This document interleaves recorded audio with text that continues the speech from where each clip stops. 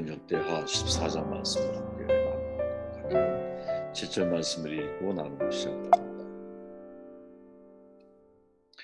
아사가 일찍이 유다 사람에게 이르되 우리가 우리 하나님 여호와를 찾았으므로 이 땅이 아직 우리 앞에 있나니 우리가 이 성을 건축하고 그 주위에 성곽과 망대와 문과 빗장을 만들자. 우리가 주를 찾았으므로 주께서 우리 사방에 평화를 주셨느니라 하고 이에 그들이 성읍을 형통하게 건축하였더라. 아멘. 14장은 아사 왕에 관한 이야기죠.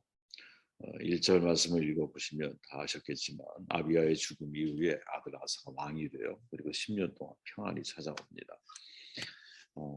평안이 찾아온 이유가 뭘까? 이 질문을 던지면서 묵상을 우리가 시작을 할게요.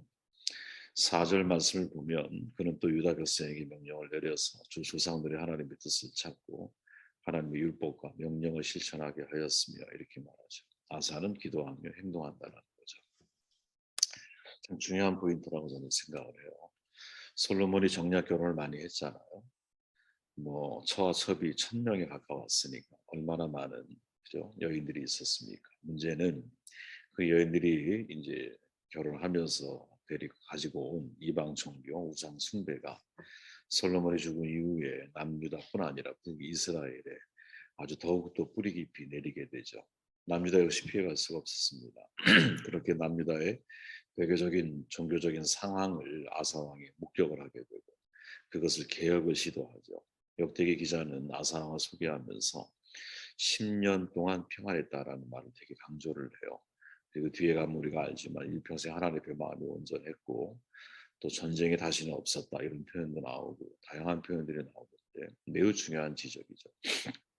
왜? 남유다는 북이스라엘과 분열된 이후에 국력이 약해졌잖아요.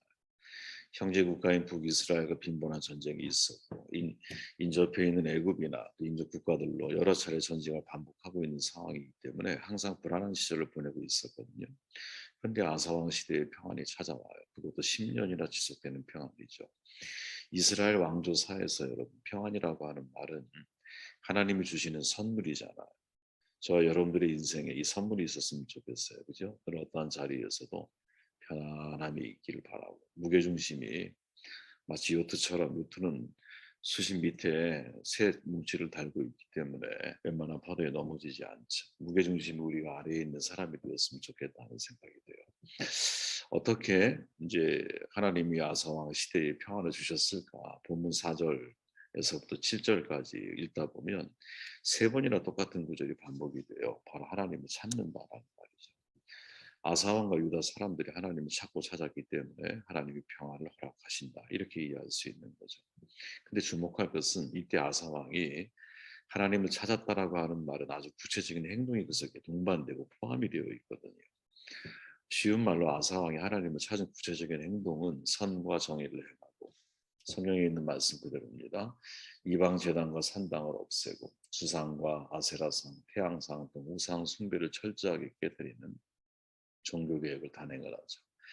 그리고 남유다에서 이방 종교와 각종 우상들을 철저하게 벌하고 동시에 하나님의 율법에 귀를 기울이고 모든 백성들로 하여금 하나님의 계명을 철저하게 준행하도록 또 그 율법을 통해 하나님을 찾도록 그들에게 지시를 하죠.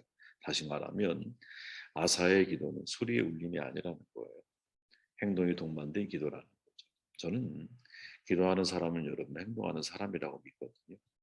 구하죠. 그다음 어떻게 해야 됩니까? 찾고 문을 두드려야 되는 거거든요. 다시 말하면 기도하는 사람은 행동하게 되어 있다는 거예요. 기도의 완성은 여러분 소리의 울림으로 끝나는 것이 아니라 그 이후에 그 기도의 내용을 내가 찾고 그 기도의 방향을 향해 문을 두드리고 하나님께서 나를 위해 예비하신 것이 무엇인지 확신과 응답을 얻기까지 우리는 믿음의 다른 방식을 계속해 나아가는 것이죠. 가장 확실한 기도가 뭐냐? 행동하는 기도라고 믿어요. 기도했던 것만큼 찾아보고 기도했던 것만큼 문을 두드려야 되는 것이죠. 그때 비로소 기도에 응답이 있다라고 저는 믿어요. 개인적으로 좋아하는 기도에 대한 아포리즘 저에게 있어서 참 중요한 건데 기도할 때 모든 것이 하나님께 달린 것처럼 기도하고 기도한 이후에는 모든 것이 나에게 자신에게 달린 것처럼 행동을 해라. 기도에 나의 행동의 동반성의 필요성을 너무나 우리에게 선명하게 알려주는 그런 아포리즘이라고 생각을 합니다. 아사가 바로 그런 사람이라는 거죠. 아사는 단순히 평안을 위해서 기도하는 것이 아니라 그 평안을 깨고 있는 근본적인 문제들, 뭐 이방 종교의 문제, 우상 숭배의 문제들을 같이 문제를 해결해 가면서 기도를 하고 있고, 기도하며 행동하고 행동하며 기도하고 있다라는 거죠. 선과 정의를 행하고 우상을 타파하고 율법을 가르치고 백성을 독려하는 일이 그 기도 속에 함께 포함되어져 있다라는 거예요. 주목해야 할 내용이라고 생각합니다. 7절 말씀을 다시 보면 아사가 일찍 유다 사람에게 이르되 우리가 우리 하나님 여호와를 찾았으므로, 또 쭉 가보니까 우리가 주를 찾았으므로, 아사는 습관적으로 기도하고 있다라는 거죠. 왜? 여호와를 찾았으므로라는 구절이 3번 반복이 되잖아요. 원래 3이라는 완전 숫자이기도 하지만 3이라고 하는 이 반복은 뭐랄까요? 완전히 나의 삶에 배어 있는 거죠. 사실이라는 거예요. 팩트, 팩트. 아사는 반복적으로 하나님을 찾는 사람이죠. 다른 말로 표현해 보면 습관적인 기도의 사람이라는 거예요. 경향신문 기자 출신의 작가이자 최유찬님이 세상을 뒤흔든 위인들의 좋은 습관이라는 책을 통해서 세상에 위대한 업적을 남긴 사람들에게 한 가지 공통점을 발견하는데, 그게 뭐냐? 어린 시절부터 좋은 습관을 가지게 되었고, 이 좋은 습관을 평생 동안 지켜왔다. 이 두 가지가 다 이루어져야 되는 거죠. 어릴 때 좋은 습관이 내 몸에 배어 있는 거, 그리고 그것을 어떻게 평생 동안 지켜갈 수 있는 지구력. 이 힘이 우리 가운데 있을 때 그 사람을 통해서 참 좋은 인생의 업적들, 사회를 위한 좋은 업적들이 만들어지는 것이 아닌가. 말하자면 어릴 때 몸에 밴 좋은 습관이 그들을 훌륭하게 이끌었습니다. 작가가 한 말이에요. 우리가 예수님을 놓고 봐도 여러분, 예수님에 대해서 근원까지 추적하기 원했던 누가 기자는 매우 중요하게 다루는 하나의 표현이 있죠. 그 습관입니다. 습관. 예수님에게 두 가지, 적어도 그 이상의 습관이 있지만 적어도 두 가지 이상의 습관이 있는데, 좋은 습관이 누가복음 2장에 보니까 부모와 함께 내려가 나사렛 돌아가서 그들에게 순종하며 지냈다. 순종이 습관이었어요. 예수님. 22절 22장에 보니까 예수께서 나아가 습관을 따라 감난산에 가시매, 기도가 습관이었다는 거죠. 저는 적어도 여러분 이 두 가지 습관은 우리의 인생을 뭐랄까요, 어, 구원하고 우리의 인생을 좋은 어떤 열매를 맺는 과정에서 꼭 필요한 두 가지 습관이다. 내 몸에 체득을 시켜야 된다. 첫째는 부모의 말, 우리로 얘기하면 하나님의 말씀에 대한 순종의 습관이 나에게 있어야 되는 것이고, 또 나아가서 우리가 어떤 상황을 만난다 할지라도 기도의 습관이 나에게 훈련되어져야 한다는 거죠. 여러분, 습관은 반복적인 행동에 의해서 만들어지잖아요. 가만히 우리가 인생을 돌아보면 생각 속에 멈춘 습관들을 생각하는 습관만을 만들어내거든요. 그러니까 그 사람은 항상 생각만 해. 삶의 변화가 없어. 우리가 아사왕 앞에서 이야기했지만 아사는 기도하며 행동하죠. 그의 기도는 생각의 기도가 아니에요. 행동하는 기도인 거예요. 마찬가지로 우리에게 적용해 보면 우리의 습관이 생각하는 습관만 가지고 있느냐, 아니면 습관, 그러니까 실천하는 습관을 가지고 있느냐. 저는 실천하는 습관이 우리의 습관이 되어야 한다고 생각을 하거든요. 예수님이 습관을 따라 감람산에 가셨다라는 것은 반복적인 행동이 만들어낸 결과이죠.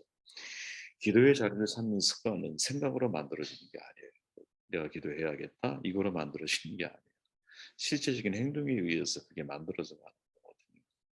기도하는 실천적인 습관은 반복적인 행동에 의해서만 만들어갈 수 있는 것이지, 내 머리로 기도해야겠다라는 습관은 머리로 그냥 남아있는 거예요. 생각해 보면 어떻게 그렇게 힘든 사역을 하시면서도 그 밤중에 감람산에 올라가실 수 있었을까? 대답은 간단한 거거든요. 몸이 반응할 때까지 훈련을 하셨기 때문이죠. 우리가 잘 아는 어떤 가수는 운동에 완전히 미쳐 있는 사람이 있잖아요. 그 사람은 밤 12시가 돼도 잠자러 가지 않고 피트니스 클럽에 들어가서 운동을 꼭 1시간, 2시간씩 하고 잔다 그래요. 왜 그렇게 될까요? 그게 그 사람이 살아왔던 삶의 루틴이고, 내 몸이 반응할 때까지 훈련을 시켜나가는 거예요. 내 몸을 쳐서 말씀에 복종을 시켜가는 것이고, 마치 히브리 기자의 말처럼 고난을 통해 순종을 배워. 이때의 고난이 뭡니까 여러분? 내 몸을 쳐서 하나님 말씀에 순종해 나가는 습관인 거죠. 여러분, 기도가 내 몸에 배려면 엄청난 고난이 동반될 수밖에 없는 거예요. 그렇지 않을까요? 우리가 하나님 말씀을 새벽에 예를 들어 이렇게 나눠요. 내가 하루의 시작을 말씀으로, 묵상으로, 묵상에 대한 기도로 시작한다라는 것은 엄청난 고난이 동반되는 거예요. 왜? 이 시간에 내가 일어나야 되니까. 일어나야 되잖아요. 우리의 몸은 편리를 추구하게 되어 있다니까요. 편한 게 좋아요. 그러나 불편한 것을 추구한다라는 것 자체가 얼마나 뻔하니에요. 예수님의 습관 저절로 몸에 밴 걸까요? 아니에요. 내가 매일같이 반복되는 사역이 있지만 그 일 속에서도 내가 하나님 앞에 드리기로 하고 내 몸을 습관으로 만들려고 했던 그 시간에 대해서는 그냥 인생 전체를 이 시간은 없는 시간이야. 하나님의 시간이야. 라고 내 자신을 훈련시켜 놔야 그 자리에 내가 이룰 수 있는 거죠. 우리가 잘 아는 조나단 에드워드가 말을 타고 스스로 산책하다가 하나님의 임재를 경험하죠. 그리고 칼빈주의자가 됐는데 그의 일기 속에 이런 글이 나와요, 여러분. 습관을 따라 건강을 위해서 말을 타고 숲속을 들어가 산책을 했다. 그러나 거기서 갑자기 하나님의 임재의 찬란한 영광 앞에 굴복하는 역사가 일어났다. 아멘. 이 에드워드의 습관은 뭐냐면 말을 타고 산책을 하면서 하나님을 묵상하는 습관이 있었어요. 그게 되게 건강에도 좋잖아요. 그죠? 근데 그 습관을 따라 내가 산책하고 있을 때 하나님의 찬란한 임재가 누구 에드워드한테 주어진 거죠. 저는 이것을 믿어요. 왜? 성경에 이런 일이 반복적으로 나오거든요. 예를 들어서 사도행전 10장에 보면 이튿날 그들이 길을 가다가 성에 가까이 갔을 때 베드로가 기도하려고 유대교의 전통을 따라 기도하라고 하죠. 지붕에 올라갔어요. 그 시각이 제6시야 기도 시간이야. 그런데 그 시간에 어떻게 하나님이 임재하시죠. 그죠? 부정한 건 먹으라 말씀하시죠. 그리고 고넬료를 만나게 하시는 거예요. 잠깐 이 습관이라고 하는 것이 우리의 발판이 되고 이 습관이 나에게 징검다리가 돼서 하나님의 놀라운 은혜의 세계를 나를 이끌어가는 것이 아닌가. 너무나 이거는 제가 볼 때 당연한 거라고 봅니다. 습관을 만들어 가셔야 돼요. 어렵죠. 어려워요, 여러분. 저도 여기 이렇게 와 보면 몇 시에 제가 예를 들어 어제 12시에 잠깐 누웠어요. 근데 몸이 일어나는 시간 2시 반이면 깨야 되는 거예요. 일어나야 돼요. 그냥 몸은 피곤한데 또 신기하게 정신이 맑아요. 네. 왜 그러냐? 그게 이제 내 몸이 반응하는 자리까지 사실은 제가 간 거죠. 힘을 저희들이 훈련을 해야 한다고 봐요. 왜 그러냐? 그 다음 내용 때문에 그래요. 11절에 보니까 이렇게 말하죠. 아사가 그의 하나님 여호와 부르짖어 이르되 여호와여 힘이 강한 자와 약한 자 사이에 주밖에 도와주리가 없습니다. 쭉 이렇게 고백을 나와요. 자, 온전히 하나님을 찾았을 때 하나님이 아사와 남유다에게 평안을 주셨어요. 그죠?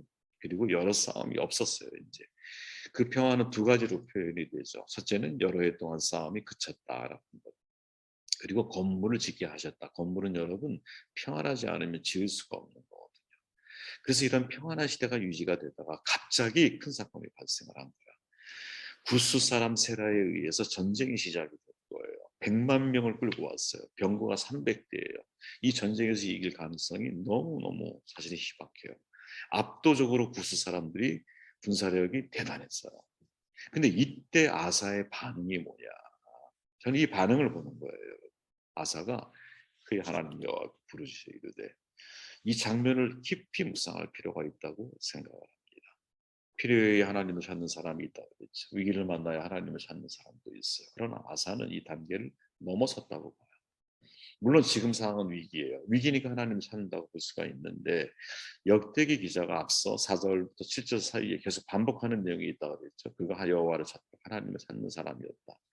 그리고 평안이 있었는데 엄청난 불행한 위기의 상황에 직면하니까 이제 어떻게 그냥 부르짖는 거야. 누구한테 하나님한테. 무슨 말이냐? 지금 아사는 기도의 관성의 힘을 가지고 하나님을 찾고 있다.